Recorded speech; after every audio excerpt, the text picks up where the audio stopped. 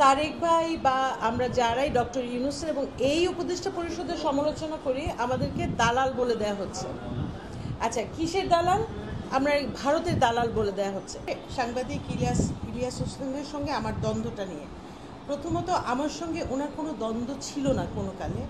আমি এর আগেও একবার বলেছি যে ওনাকে আমি বেশ কয়েকটি ইস্যুতে ফলো করতাম, স্পেশালি 5ই অগস্টের পরে, বিশেষ করে বিডিআর হত্যাকাণ্ডের বিচারের দাবিতে উনি বেশ সরব, এবং এই জিনিসটাকে আমি ওনাকে পছন্দ, মানে এই কারণে এই ইস্যুটার জন্য অনেক পছন্দ করি, কারণ আমি নিজেও ওই বিডিআর হত্যাকাণ্ডের সুষ্ঠু বিচার চাই।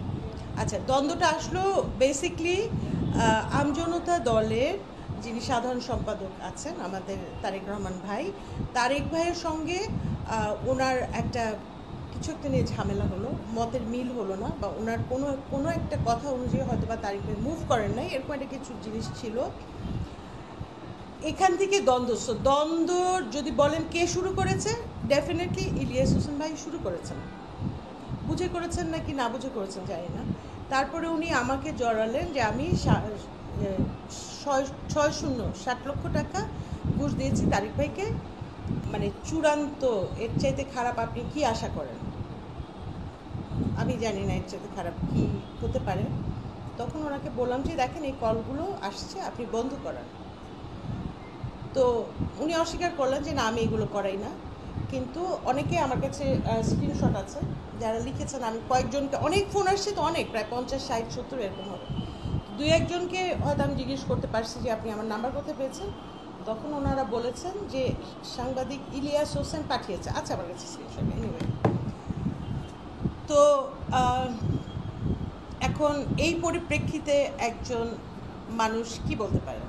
তার মানে অনেক প্রশ্ন চলে আসে যে দেখেন, ইলিয়াস হোসেন বা পিনাকি ভট্টাচার্য এবং আরও যারা আছেন, কনক সারোয়ার, আরও কয়েকজন আছেন, ওনাদের উপরে আমাদের একটা আস্থার জায়গা ছিল, যে দীর্ঘ স্বৈরাচার বিরোধী, খুনি হাসিনার বিরুদ্ধে যে দীর্ঘ লড়াই সংগ্রাম গেছে। জুলাই মাসটা তো শুধু একটা মাস না, জুলাই মাস মানে দীর্ঘ 15 বছরের আন্দোলন সংগ্রাম। তো সেটার পরিপ্রেক্ষিতে এই 5 আগস্টের পরে অনেকেরই কিন্তু অবস্থান পরিবর্তন হয়েছে, অনেকে যেন সরকারি দল হয়ে গেছে, মানে ক্ষমতাসীন হয়ে গেলে এক ধরনের কি বলে, ইলিয়াস হোসেনের ভাষায় পোল্ট্রি খাওয়া। আর আমি বলবো যে অবস্থানটা পরিবর্তন করা এবং এক ধরনের চাটুকার বৃত্তি এবং দলীয় লজ্জির বৃত্তি, যেটা আমরা আগেও দেখেছি, সেই ধরনের একটা অবস্থানে ওনারা চলে গেলেন যে ডক্টর ইউনূসের কোনো সমালোচনা করা যাবে না।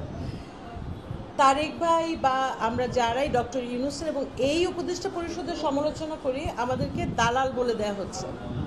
আচ্ছা, কিসের দালাল? আমরা ভারতের দালাল বলে দেয়া হচ্ছে। তো তারপরে এই লক্ষ লক্ষ টাকার লেনদেন, তারেক ভাই বিকাশে টাকা নিচ্ছে, উনি তো ডাহা মিথ্যাবাদী।